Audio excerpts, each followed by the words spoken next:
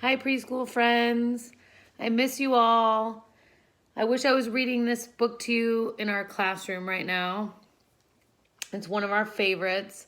It's called The Seven Chinese Sisters by Kathy Tucker.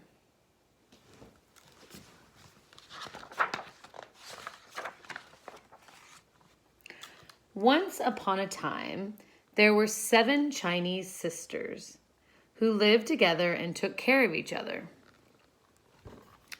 Each sister had a shining black hair and sparkling eyes.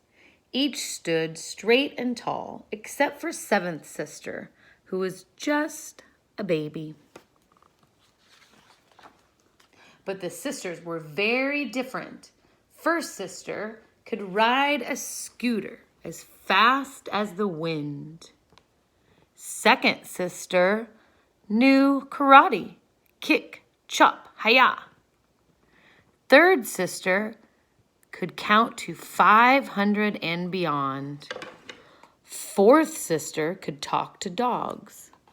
Fifth sister could catch a ball, no matter how fast and high it was thrown. Sixth sister could cook the most delicious noodle soup in the world. And seventh sister, no one was really sure yet what she could do, as she was so little she had never spoken even one word. Far away across the bridge, through a forest and up a mountain, lived a terrible dragon. One day he woke up very hungry. He took a big sniff, sniff, sniff and smelled something wonderful. It was 6 sisters' noodle soup.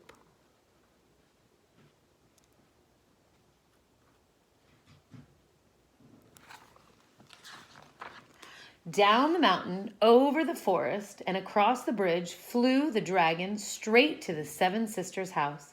The sisters were busy. They didn't see him coming. First sister was polishing her scooter. Second sister was practicing for her black belt. Third sister was counting grains of rice. Fourth sister was talking to a stray beagle. Fifth sister was throwing a ball a mile or so up in the air and catching it. Sixth sister had just stepped into the pantry to get some more noodles, and 7th sister was crawling around on the kitchen floor. When the dragon peeked in the kitchen door and saw plump little 7th sister, he forgot all about the soup. Instead, he snatched up the baby.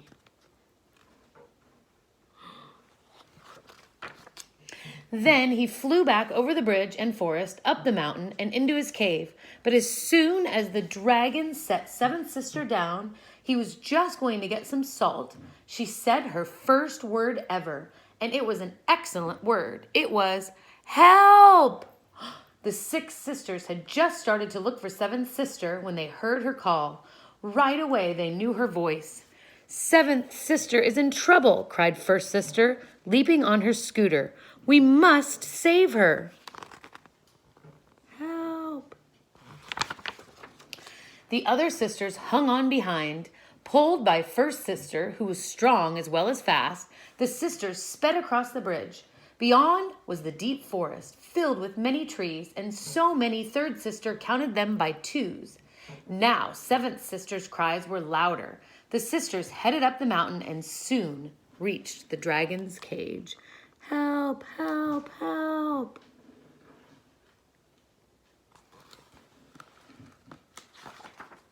They could smell smoke and hear the most awful roars.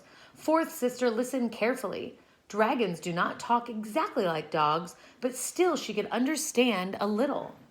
The dragon was roaring, "There's no use calling for help. You're going to be my supper." And suddenly 7th sister shouted her second word ever, which was, "No! If you don't bring her out, sir, you will regret it," called 4th sister in the best dog language she could manage. "Bow wow ruff!" The dragon stopped roaring. What was that girl yelling? All he could understand was, "Bring her out, sir." But no one had ever tried to talk to him before, and he was so curious, he picked up seventh sister and rushed outside. Second sister stepped forward. Then, fast as lightning, she leaped into the air, slapped the dragon on the chin, and shouted, "Hi-ya!" The dragon was so surprised that, whoop, seventh sister flew out of his mouth. Back, back, back ran fifth sister. Back, back, back, and reaching up, up, up, she caught seventh sister neatly like a fly ball. When the dragon saw that his dinner was gone, he fell to the ground sobbing, "Hungry, hungry," he whimpered, and fourth sister understood him perfectly. Because the word hungry is exactly the same for dragons as it is for dogs. "He's starving," she explained, and now all the sisters could see he was quite skinny and sort of sad. "Tomorrow, sixth sister can bring him some soup," first sister said. "But we've got to get seventh sister home. She's all worn out and she needs her diaper changed." "Sisters, go home," cried baby seventh sister, who was learning to talk very quickly now. First sister put seventh sister on her back and hopped on her scooter. The other sisters hung on behind and they whizzed fast as the wind down the mountain. But when they reached the forest, first sister stopped. Now that they didn't have seventh sister's cries to guide them, how could they find their way through all these trees? "Don't worry," said third sister. "I counted the trees when we came.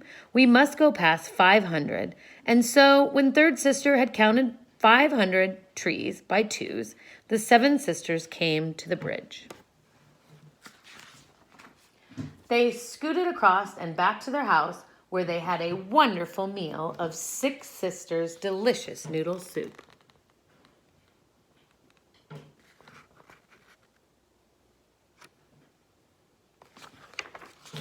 And what did seventh sister do when she grew tall?